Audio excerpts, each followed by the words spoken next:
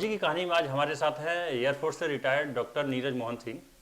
मैं इनसे कुछ ऐसे उस समय के यादगार पल जानने की कोशिश करूंगा जो आज भी इनको कहीं ना कहीं उस चीज़ को लगता है कि आज हमारे दिलों और दिमागों में है। तो मैं इनसे कोशिश करता हूं और जानने की कोशिश करता हूं कोई वैसी पल बताएं सर कि आज भी आपको लगता है कि आप सर्विस में गए थे और आपको आज उस बात को मतलब एहसास है और याद भी है।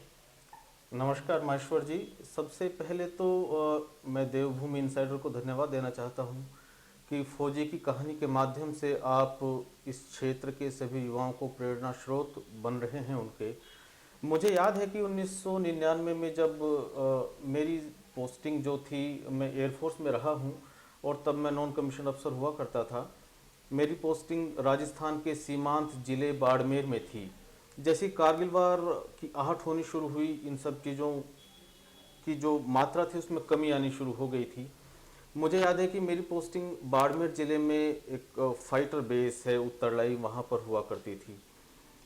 तब के तत्कालीन रक्षा मंत्री माननीय स्वर्गीय श्री जॉर्ज फर्नांडीज जी रक्षा मंत्री हुआ करते थे और army commander lieutenant general Pankaj Joshi थे और हमारे सदर्न वेस्टर्न एयर कमांड के जो चीफ थे वो लोग आए थे। और याद है कि हम उस स्टेशन के जितने भी अधिकारी थे, वायु सैनिक थे और नॉन कॉम्बाटेंट्स थे, सिविलियन थे, एक पार्टी हुई थी। तो माननीय रक्षा मंत्री जी ने, उस समय के जो आर्मी कमांडर थे, उन्होंने कहा था कि हमें लगता है कि वो समय अब आ चुका है जिसके लिए हम सब लोगों को तैयार किया गया था। तो आप मन, वचन और मस्तिष्क से अपने आप को मजबूत रखिए और देश की सेवा के लिए अपने आप को आगे कीजिए। हमें दूसरों के लिए प्रेरणा स्रोत बनना है और ऐसी स्थिति किसी के सामने नहीं आनी चाहिए कि वो कहीं से भी कमज़ोर महसूस हो। मुझे याद है कि पाकिस्तान के जहाज़ गुजरते थे और हमारे जहाज़ भी गुजरते थे, बट किसी के माथे पर कोई शिकन महसूस नहीं होती थी किसी को भी। सब लोगों के अंदर एक जज्बा था देश की सेवा करने का और हमें नहीं लगता था कि हम किसी खतरे की स्थिति में भी हैं, ऐसा बिल्कुल नहीं था।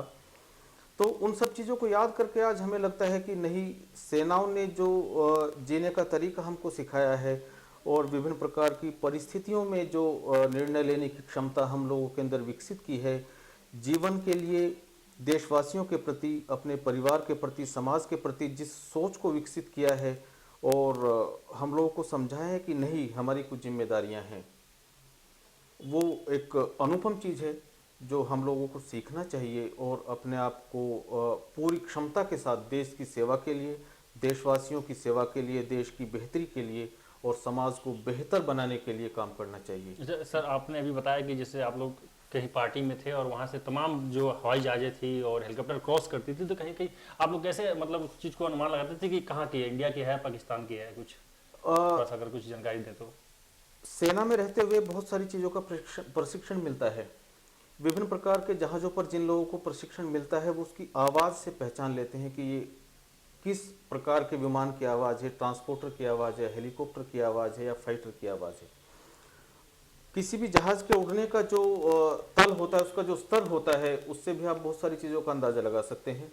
प्लस जिस चीज़ों जिन जैसे वो MiG-21 का बेस हुआ करता था उन दिनों, आज का तो मुझे नहीं पता है, तो हम उसकी आवाज़ से पहचान जाते थे कि ये जहाज़ हमारा है या विदेश का है। ठीक ठीक, thank you doctor Mohan Singh. तो आपने अभी सुना कि इन्होंने कुछ ऐसे यादगार पल बताए जिसमें इन्होंने एक ऐसी छोटी सी बात थी, हालांकि इतना आसान नहीं है इस चीज़ को, जैसे इन्होंने सरल भाषा में बता दिया कि शादी के मात्र 4 या 5 महीने बाद ही इनको उस सरहद पे बुला दिया गया था और किस परिस्थिति में उन्होंने वहाँ पर जाके अपनी सर्विस दी। कैमरामैन विवेक के साथ मैं महेश्वर सिंह।